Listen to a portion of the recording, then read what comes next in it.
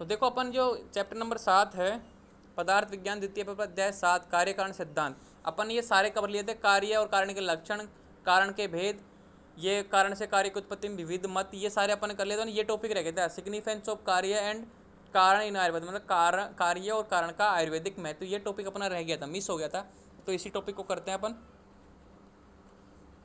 कार्य कारण सिद्धांत का महत्व। और ये पीडीएफ मिल जाएगी, नई पीडीएफ आपको मिल जाएगी।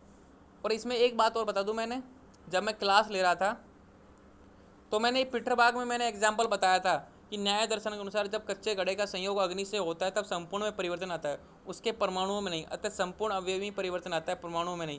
घड़े का संपूर्ण रूप परिवर्तित हो जाता है। जो कच्चा घड़ा होता था ना, उसका एक मटमेला कलर का होता है, मिट्टी के कलर का, और जब पक जाता था एकदम लाल सा हो जाता था। तो मतलब रूप में परिवर्तन, तो पीटर पाक में रूप में परिवर्तन होता है और पिल्लू पाक में गुण में परिवर्तन होता है।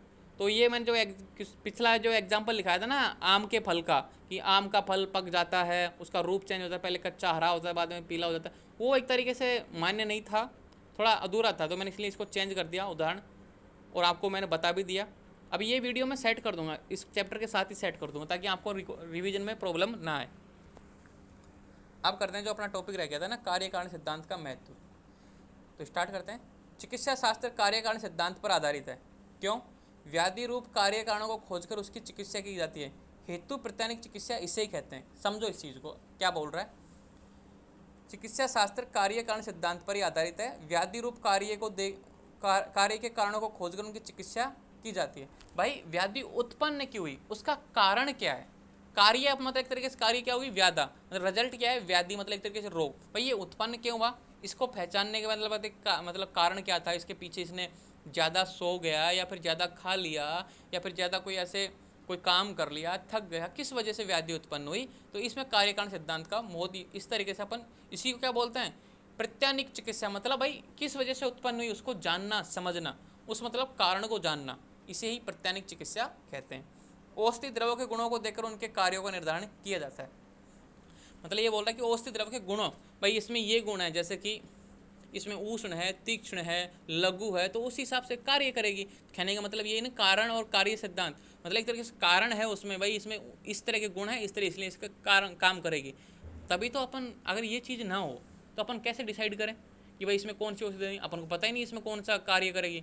अगर उसके गुणों को देख के, उसके लक्षणों को देख के पता लग जाता कि हाँ ये ऐसा काम करेगी। कार्यकरण सिद्धांत में चरक संहिता में स्वभाव परमवाद का वर्णन प्राप्त होता है। विषम हेतुओं के सेवन से भी दोष वैषम्य उत्पन्न होता है। विषम हेतुओं का त्याग करने से दोष वैषम्य भी नष्ट हो जाता है। स्वभाव परमवाद कहने का मतलब है कि ऑटोमेटिक उत्पन्न होना और ऑटोमेटिक डाउन होना। जब अपन ने किया था ना स्वभाव परमवाद, देखो मैं बताऊं आपको, ये रहा स्वभाव परमवाद। स्वभाव परम सिद्धांत चरक संहिता की मौलिक देन है। स्वभाव परम का स्वभाव से उपरम ऐसा होता है, उपरम का अर्थ होता है नाश, अतः स्वभाव परम करता है स्वभाव से नाश होना। ठीक है, विनाश करने वाले कारणों की अनुपस्थिति रहने पर भी उनका विनाश स्वभाव से होता है, इसे स्वभाव परम कहा गया है। तो यही मीनिंग है इस चीज़ का। कैसे, देखो समझो। कार्य कारण सिद्धांत के संदर्भ में चरक संहिता में स्वभाव परमवाद का वर्णन प्राप्त होता है। विषम हेतुओं के सेवन से दोष वैषम्य उत्पन्न हो गया, कि भाई अपन ने उल्टा मतलब अध्ययन किया, जरूरत से ज़्यादा किया, अजीर्ण में भोजन किया, तो रोग पैदा हो गया। ठीक है, रोग पैदा हो गया। अब अपन ने नॉर्मल भोजन करना स्टार्ट कर दिया, मतलब ट्रीटमेंट लिया, तो जो दोष वैषम हुआ था ना ऑटोमेटिक गायब हो जाएगा। अपन ने उसको ठीक करने के लिए कुछ नहीं किया, अपन ने बस ओनली खाने को ठीक किया, तो ऑटोमेटिक स्वभाव परमवाद। तो विषम हेतुओं के सेवन से दोष वैषम उत्पन्न होता है। विषम हेतुओं का त्याग करने से दोष वैषम भी नष्ट हो जाता है।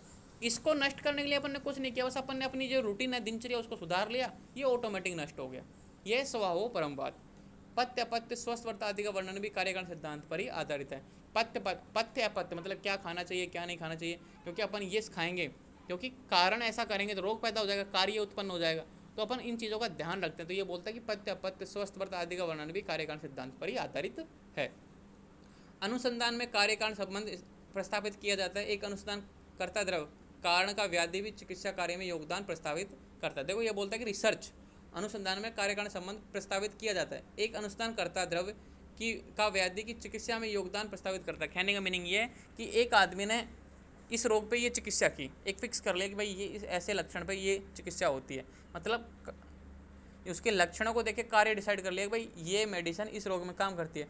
तो अपन बता सकते हैं उस दूसरे वाले व्यक्ति को कि हाँ इस तरह का अपन ट्रीटमेंट लिख सकते हैं, उसकी चिकित्सा कर सकते हैं। तो रिसर्च में भी काम देते हैं उसके लक्षणों को देख के।